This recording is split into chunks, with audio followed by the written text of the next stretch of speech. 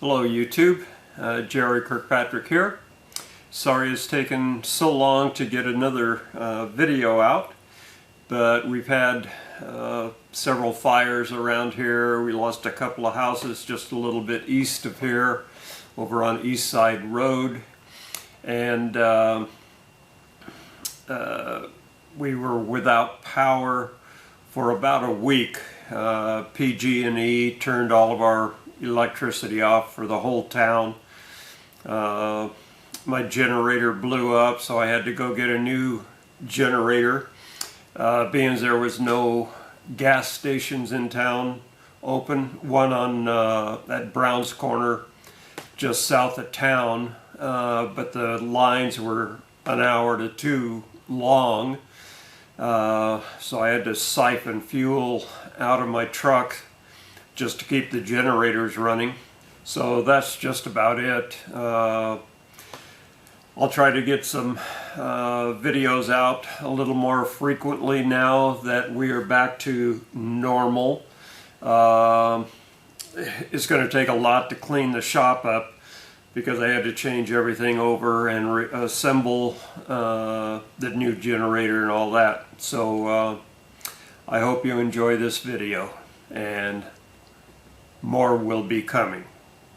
Thanks. A while back I had many aluminum pieces to make for the 1965 independent rear-end Mustangs that are being built by the original Venice crew down in Gardena, California. And the prototypes that I made, I just cut out with a regular pair of Dutchmans. But to make many pieces, about 50 pieces actually, I knew I wasn't going to want to cut them out of the 50 thousandths 1100 aluminum by hand. So I thought about using the bead roller, my Harbor Freight highly modified bead roller, to do the cutting. But as everybody knows, the dies that you get with them are not worth having at all. These are the dies that come stock with the Harbor Freight bead roller. And the main problem with these is this large flat that is on each side of the cutting area, the shearing area. And what this does, it takes the sheet metal and just pushes this side down, pushes this side up, and it forces the two either apart or away from each other. And they're probably not very true anyway. So I took a look at my Dutchmans, and I noticed two things were prevalent. One, they have these little teeth, the serrations on there, and the other is that there's a slight angle on this side here, on both of the cutting edges. So I didn't want to take the time to cut the bevel on them, so what I did do is put little serrations on here. And I made sure I used a very thin parting wheel here. I made sure that I stayed above center. So every time I made a cut, it gave me a little sawtooth. And since this was turning in a clockwise fashion, I would have a very sharp edge that would pull the material in. And just by doing this, it enhanced the cutting dramatically. It just made a new set of dies out of these. So one thing it did do was left this marking on the drop side, on the side that was going to be thrown away. And the other thing is, by the depth that this is set, outside radiuses were fine when you wanted to cut in this direction. But if you wanted to cut a inside radius, and these were set too deep, the distance from where they overlap at this point to this point, that was the determining factor in how sharp a inside radius you could cut. So I'm thinking that if I cut a 5-degree angle on here and a 5-degree angle on here, that will give me a very sharp intersection for these two parts. And in that, I can set the depth of this very shallow, and that decreases the distance from where this one goes underneath this cutting area to where it comes out on the other side. So I can make a fairly sharp radius, inside radius, by sharpening these two angles and allowing me to make a much sharper, a smaller radius, inside radius. So what I'm going to do is take these off. I tried a file on them, and they are at this point a file skate. They won't accept a file at all. So I'm going to take these off and draw the temper, make them as soft as this material will become. And since these are going to be setting in there like that, with these big old Allen screws, you can hardly see what you're doing. So I went to the hardware store, and I'm going to replace all of these with button head screws. And anytime you put stainless steel into steel, and especially with aluminum, you must use never seize on them. So let me get these apart, and I'll see you over at the fire brick where I'm going to anneal them. So here are the two pieces sitting on a fire brick, and we're going to pull these up to where a magnet will no longer stick, and then we'll let them cool in still air, and that will draw the temper out of them and make them soft so we can do some machine work on them.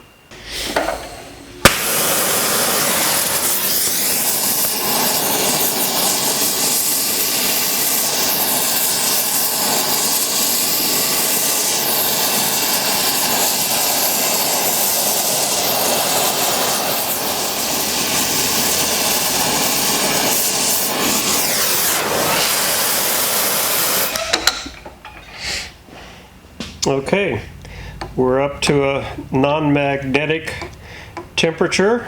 The martensite has reformed itself. So I'm just going to place a bucket over it and let those cool in still air. I'm going to go have some lunch, and I'll see you when I get back. Okay, so here are the two parts after they have cooled, and we can hear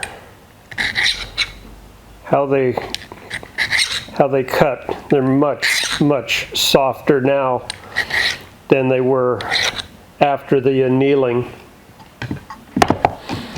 So let me clean these up. I'll bead blast them, sand them a little bit so we can get right down to the parent material, and then I'll get them mounted, and then we'll get over on the lathe and see how true these run, both on the piece that goes onto the shaft and by clamping them right on the housing itself. So here they are after being just cleaned up, not necessarily polished, and the oval head cap screws were installed with the green Loctite. So let's see how true these things actually are.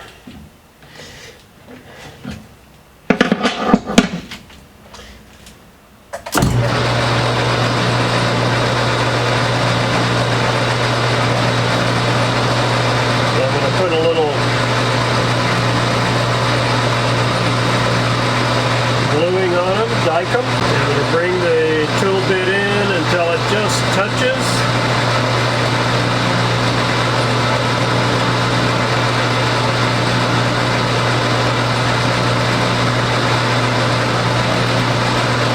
All right.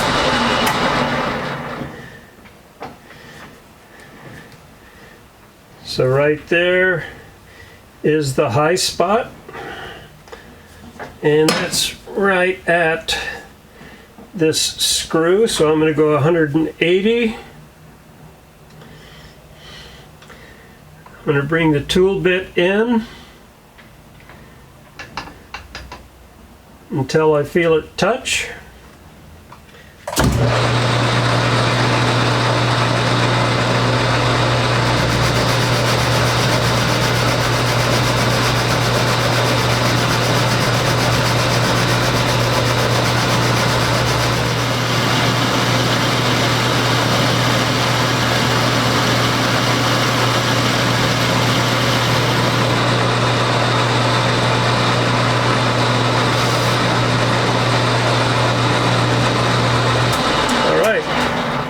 We got that one running true.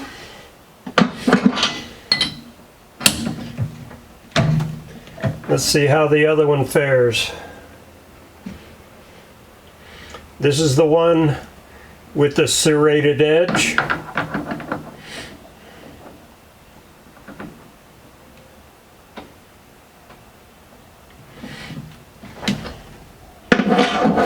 Get some bluing on there.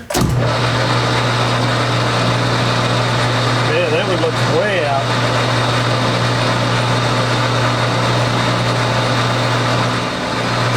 Okay, I can see by the hub, which is turning quite true, that the die itself is quite a bit out of round.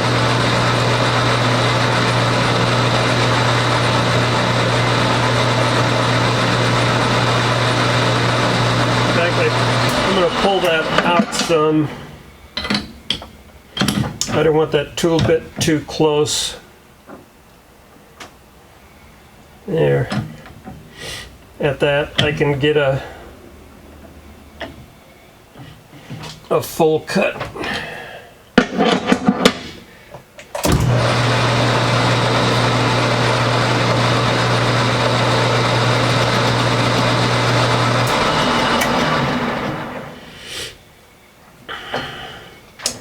So the center of this one is right about between these two holes.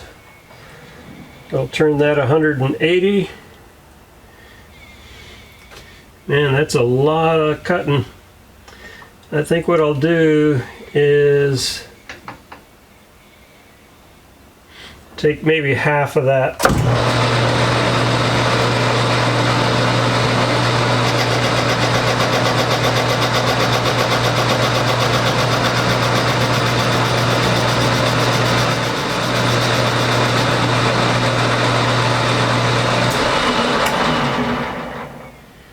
going to find the center.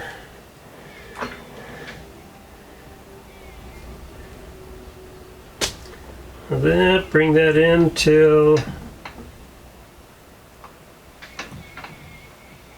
it touches. And we'll take the rest of it.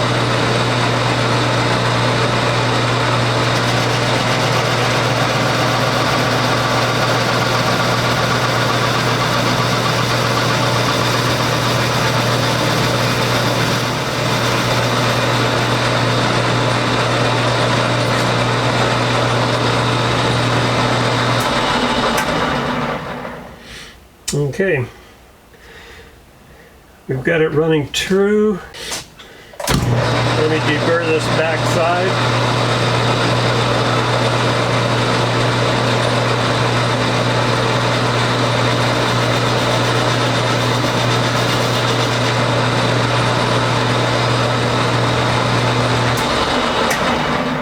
You have to remember, this is the die that sits behind this other one, sits in there like that. So this is the sharp edge, and the leading edge on this one is the sharp edge. So next I'm going to change the compound to, I think I'm going to put a 5-degree angle on here and see how that comes out.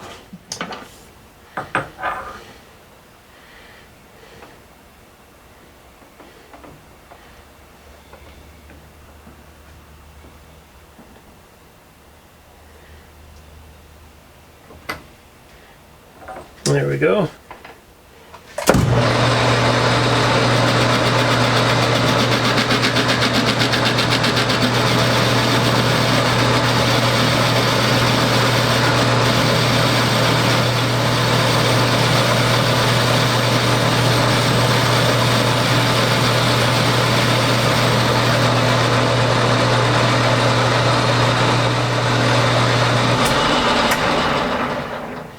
And there you have it. We're cut at 7 degrees. That's just a small taper that gives this edge here a place to start cutting, and it's not going to press the material down as far. So let me deburr this.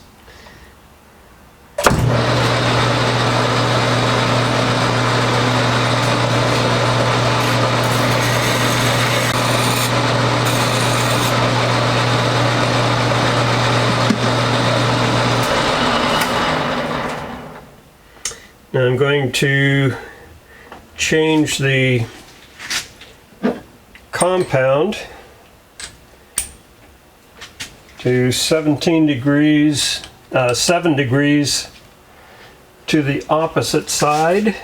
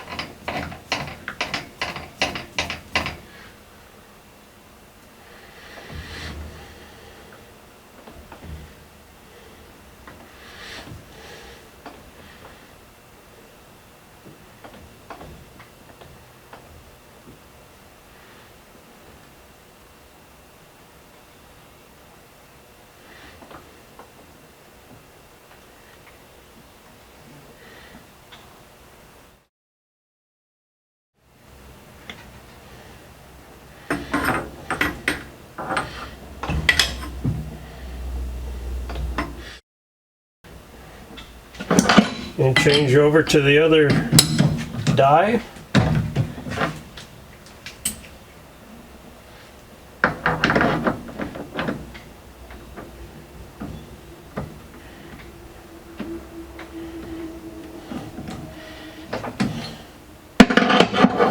See if this is running true. Yep.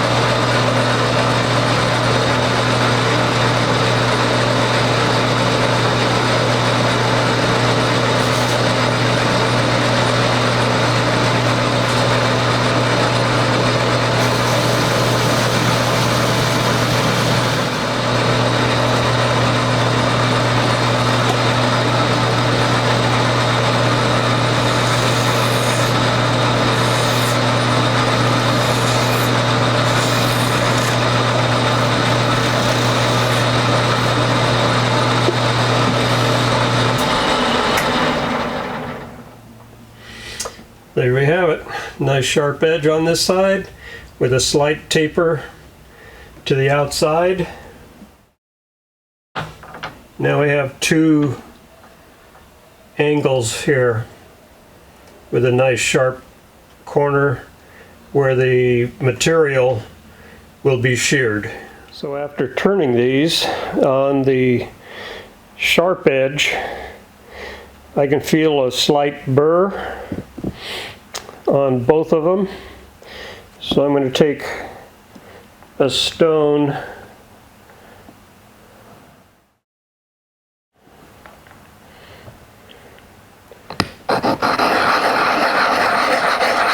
and get rid of that burr because I want a nice flat surface here because these two are going to be mating like so.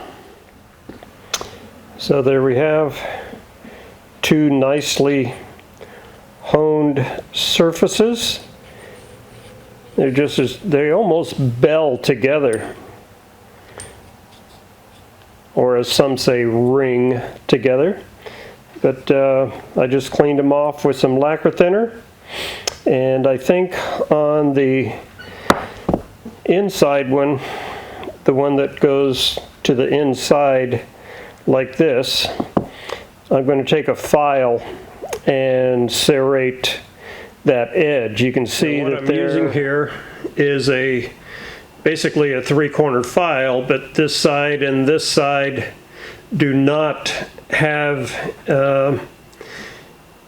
any cuts on them, only this one side. And I'm holding it at quite an acute angle and just giving it one swipe, and that's enough to get the material pulled into the blade, and next we'll heat treat them, bring them back up to hard.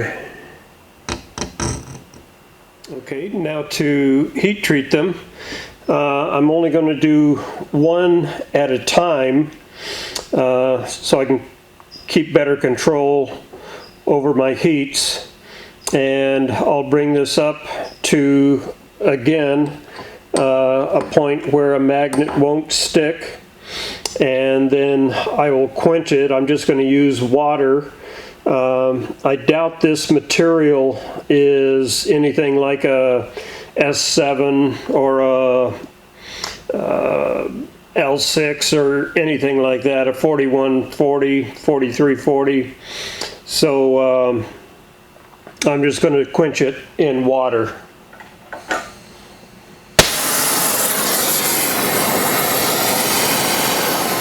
Starting to get some color now. We're up to a little over 1,000 degrees.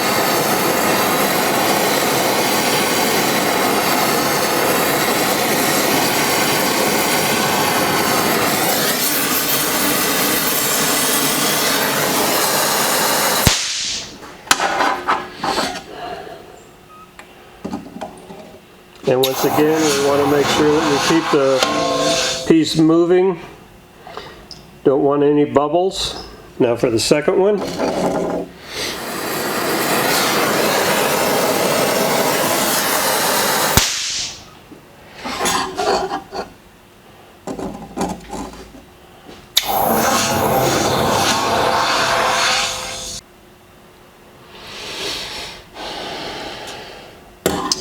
Okay, at this point, both of these are as hard and as brittle as they can be, as this particular material can be. Now I've got to polish them, and I'll come back and we will draw the temper. Okay, so I've got them polished up. As you can see here, I've got a fairly good polish on both pieces, and the reason for that is the higher the polish, the better you can see the colors run. And what I'm going to be after on both of these is just a dark straw. I don't want to get into purple, but a dark straw will allow the martensite to precipitate back in to the perlite and ferrite.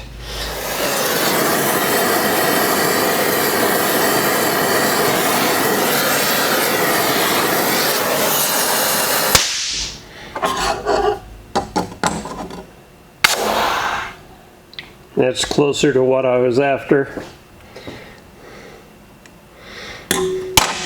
See, we're almost into purple down in that area. And on this other one, we did get a little purple on the inside of the bore, but on the outside, you can see we've come to a fairly dark straw. So let me get these wiped down and remounted on the hubs, and we'll give it a cut, see how they work. And here are the dies ready to go onto the machine.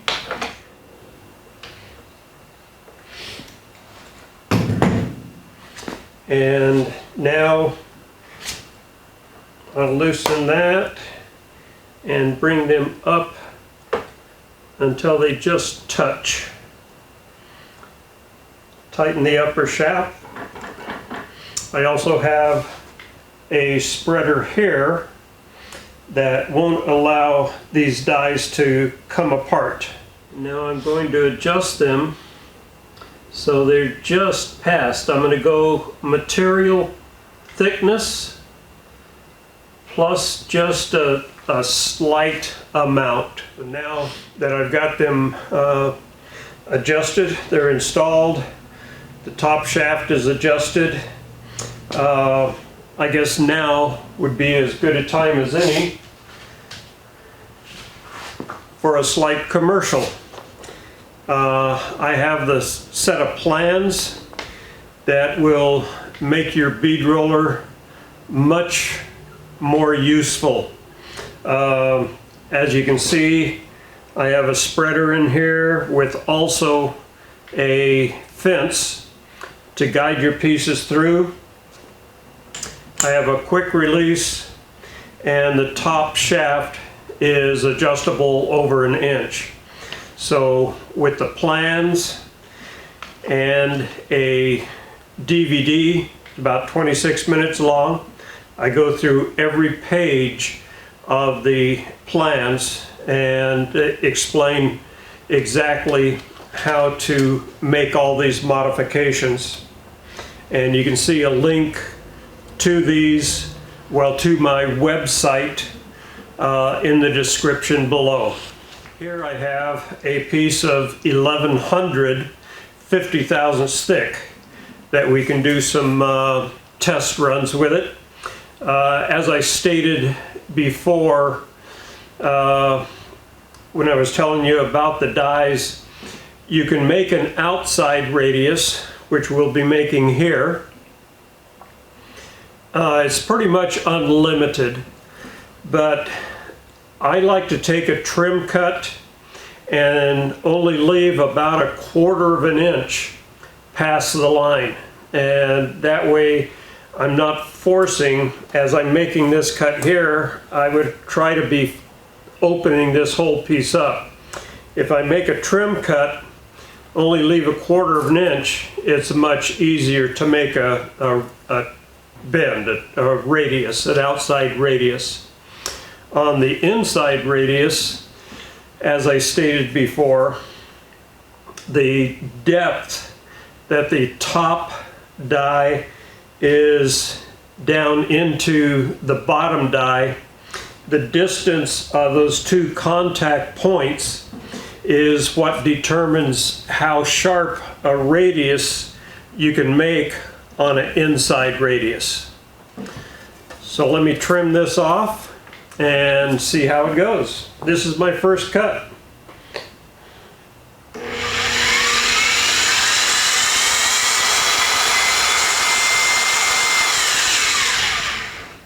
I have to go a little deeper.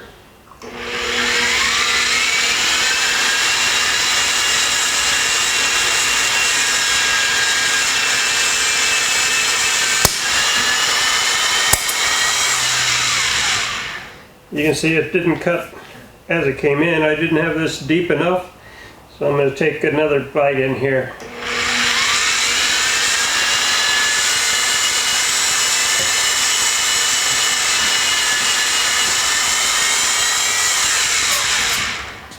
There you go. On the next cut, I'll try to follow this line.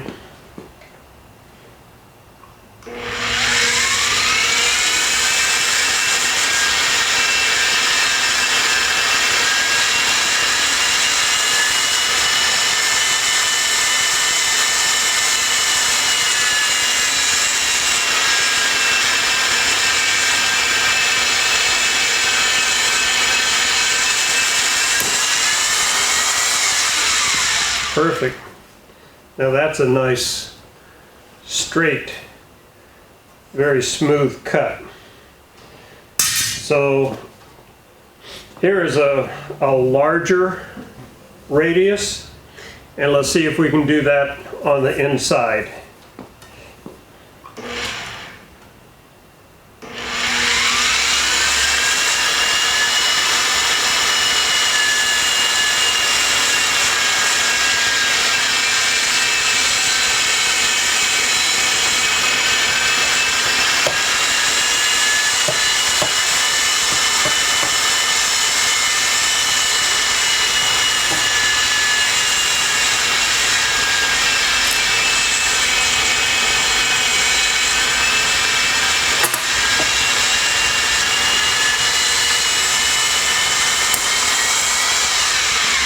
Well, it made the cut, but as I was going along, this inner side was touching on the back side. So everything that I've done here would be pretty good or excellent for outside radiuses, but because of the nature of the overlap in here, it's not nearly like a throatless shear. So these will be excellent for an outside radius, and for a very large inside radius, I think we'd have a winner. Thanks for watching. Don't forget to subscribe. See you later.